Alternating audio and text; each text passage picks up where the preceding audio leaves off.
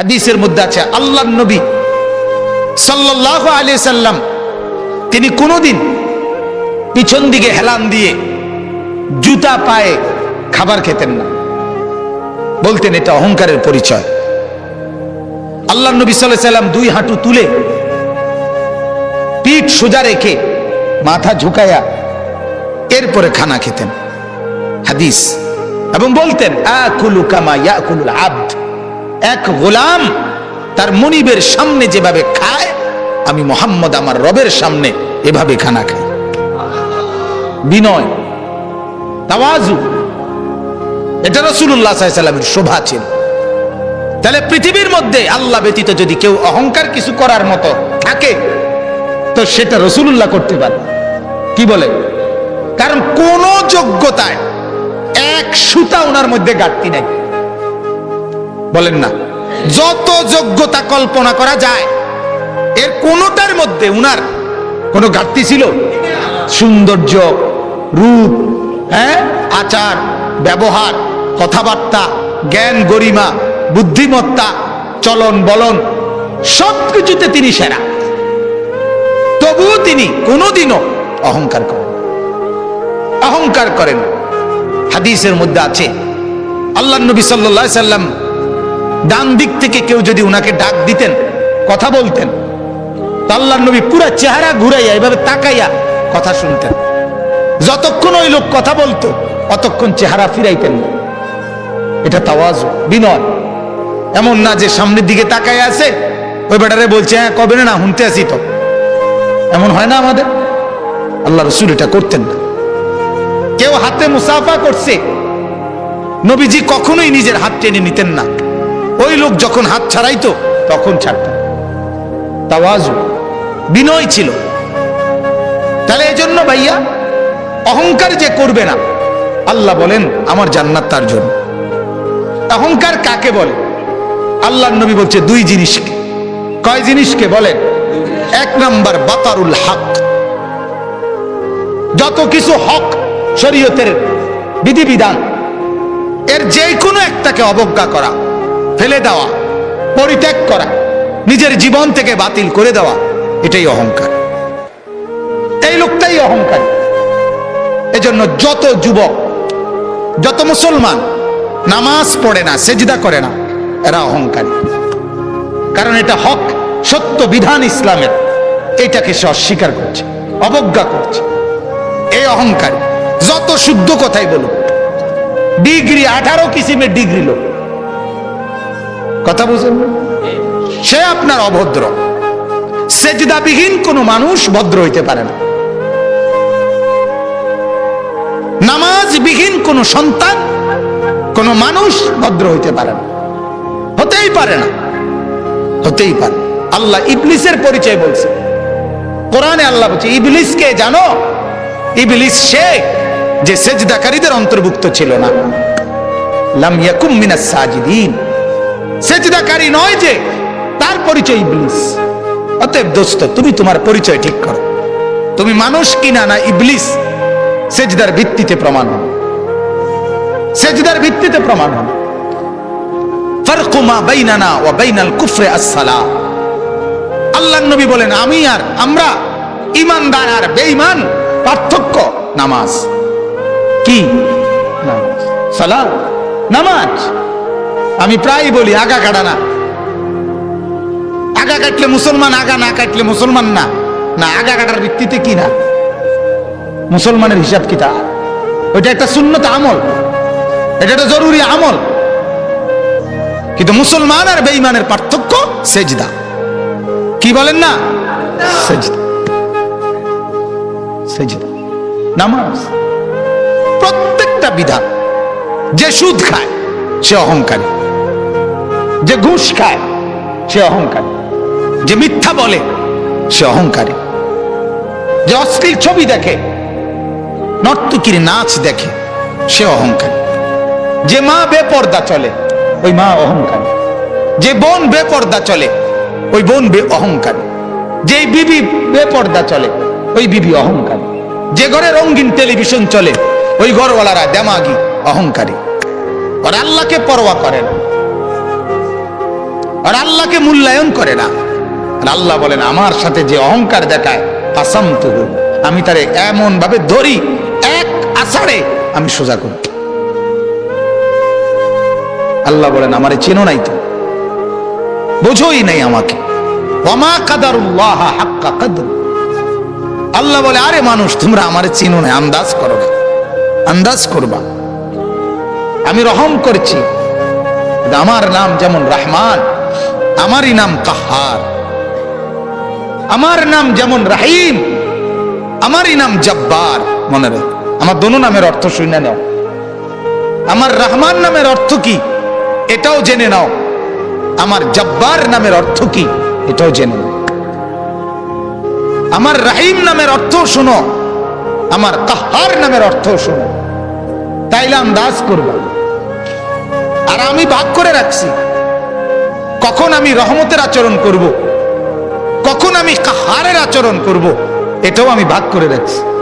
দুনিয়ায় আমি রহমতের আচরণ করি, তোমারে দুগা ভাত খাওয়াই, তোমারে এত চুরি ডাকাতি, এত মিথ্যা, এত চুরি, এত মোবাইল, এত অশ্লীলতা, এত গান বাদ্য, এত নাচ গানের পরেও ছেলেপেলেরা মনে করে কই মাতে তো না কেউ। বুঝেন নাই কথাটা? আল্লাহ কিচ্ছু তো কই কই এর মধ্যে কি থাপড় দিল নইলে, একটা আচার দিল নইলে, কিচ্ছু তো কয় না। আমি তো আমার নাফরমানির উপরে তো আমি বহাল তো বিয়েতে কি আছি। আল্লাহ বলে আহারে আমার একটু দয়া দেখে তুমি ভুল করছো না, আমার একটু দয়া, এ তোমারে দুগা বাট্টাত খাওয়াই দেখে তুমি মাতো না, মনে করছো আমি আর কিচ্ছু কইতাম না। হ্যাঁ, তোমারে যে পরিমাণ ভাত খাওয়াই, আমার বাঘ বাল্লুক রে আমি এত বেশি খাওয়াই, ঠিক না বলে? আমার হাতিকে, আমার তিমিকে আমি এর চাইতে বেশি খাওয়াই। অতএব এটারে তুমি কিছু মনে করো না, আমার শাস্তি বড় সাংঘাতিক। আন্না আযাবি হুয়াল আযাবুল আলীম। আল্লাহ বলেন আমার আযাব বড় ভয়ঙ্কর আযাব। অতএব আমার বাপ প্রত্যেকটা গুনাহ অহংকার, প্রতিটা গুনাহ কি বলেন না অহংকার, অহংকার, অহংকার মানে সে আল্লাহর সাথে বড়াই করছে, আল্লাহকে কিছুই মনে করে না। ছেলেরা এই বাপ একজনও যদি হয়, একজনও যদি শুনে থাকো, তোমার কাছে বলছি আল্লাহর কথার একটা নিয়ম মনে রাখবেন, সবাই একরকম হয়ে যায় না, একজন আরেকজন থেকে আলাদা হয়ে যাবে। অর্থাৎ সবাই একত্রে একসাথে গুনার উপরে জমে যায় না, গুনার পরিবেশ থেকে আপনি একজন হলে একজনই আলাদা হয়ে যান, আপনি তার জন্য আর ফিকির করেন না। যখন দেখবেন নাফরমানি ছাড়ছে না, আপনি নিজেকে বাঁচায় ফেলেন।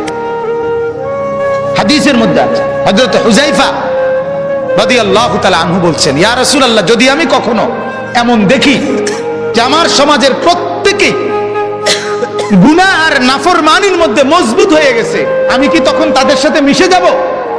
আল্লাহর নবী বলছেন না, প্রয়োজনে গাছের গোড়ালি, গাছের শেকড় কামড়াইয়া ধইরা হইল, একলা হইল, নিজেকে বাঁচাইবে। বুঝছেন? আমরা দিবানিশি বলে যাচ্ছি, এর ভিতরে দিয়া গোটা পৃথিবী আমল না করুক, তো নিজের ব্যাপারে সিদ্ধান্ত নিয়ে রাখছি আমি নামাজ পড়বই।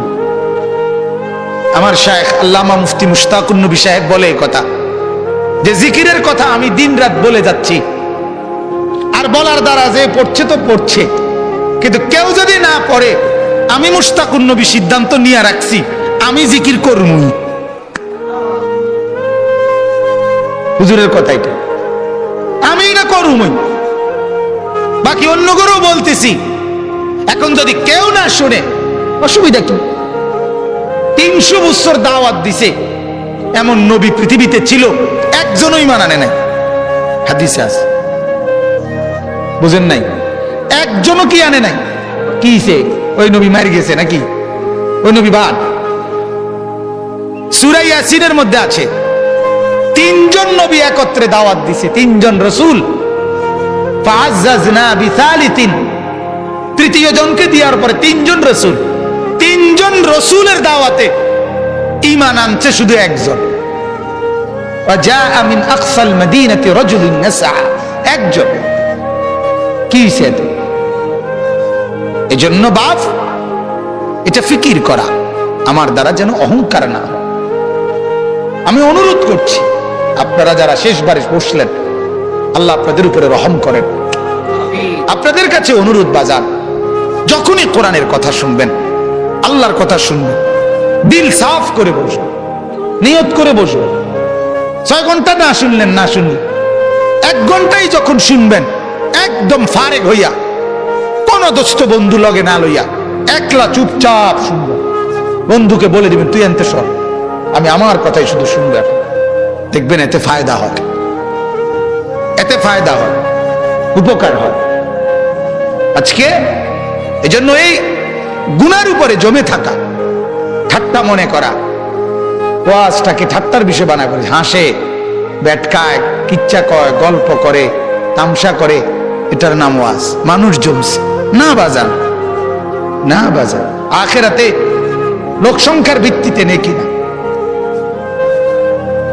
লোক সংখ্যার ভিত্তিতে না, না না। কোরআনে আল্লাহ বলছে, আমি কোয়ান্টিটি না, আমি কোয়ালিটি দেখব। আমি পরিমাণ না, গুণগত মান দেখব,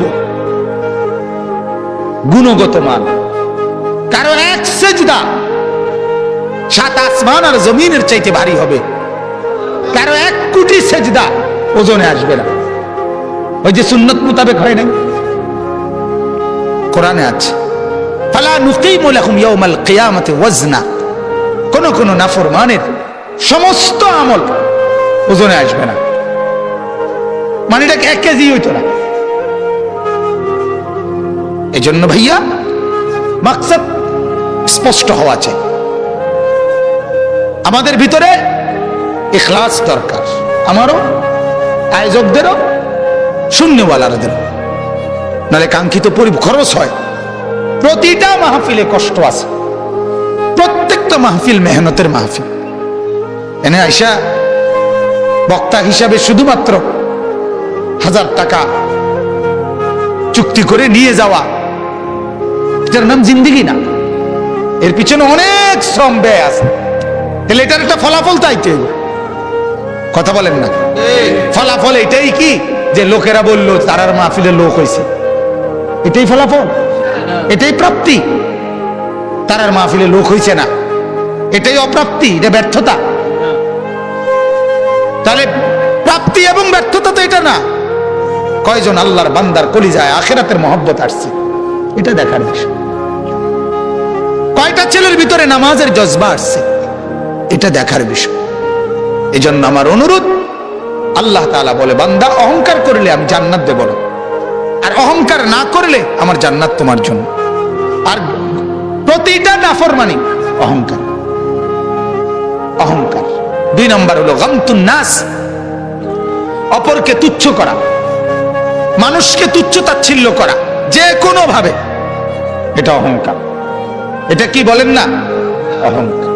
অতএব আল্লাহ বলেন অহংকার করবে না, আমার থেকে জান্নাত বুঝে নিবা। আর আমি অল্প কথার জন্য বললাম, অহংকার 2 জিনিস। আল্লাহ আল্লাহ রসুলের কোন নাফরমানি হওয়া, এটাই অহংকার। আর মানুষকে হেয় করা, এটাই অহংকার। আমরা দ্বিতীয়টা যদিও কিছুটা বুঝি, প্রথমটা বুঝি না। বুঝেন নাই কথাটা? একজন আরেকজনের হেয় করা, এটা যে অহংকার কয়, এটা মোটামুটি সবাই বোঝে। এটা কইতেও পারে একজন, বেটা বেটাগিরি দেহ হুডাঙ্গিরি মারো, হ্যাঁ। কিন্তু মূলত দুটোটাই অহংকার, গুনাহ অহংকার। কারণ গুনাহ মানেই তো হলো তুমি আল্লাহকে কি করছো না, পরোয়া করছো না।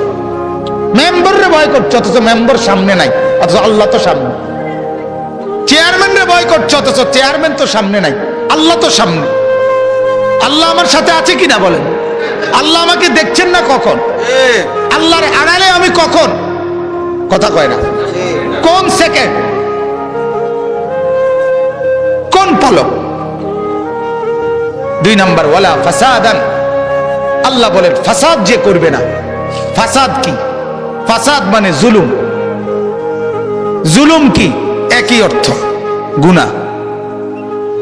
অর্থাৎ আমার কাছে যা প্রাপ্য আল্লাহ আল্লাহ রসুলের পক্ষ থেকে, এর ব্যতিক্রম করাই জুলুম, এর ব্যতিক্রম করাই বিশৃঙ্খল। একই অর্থ। অর্থাৎ এখন নামাজের ওয়াক্ত, এখন নামাজ না পড়া এটাই ফাসাদ, এটাই বিশৃঙ্খলা, এটাই সমাজের অশান্তির কারণ। হালাল খাওয়ার কথা, হালাল না খাওয়া, এটাই অশান্তির কারণ।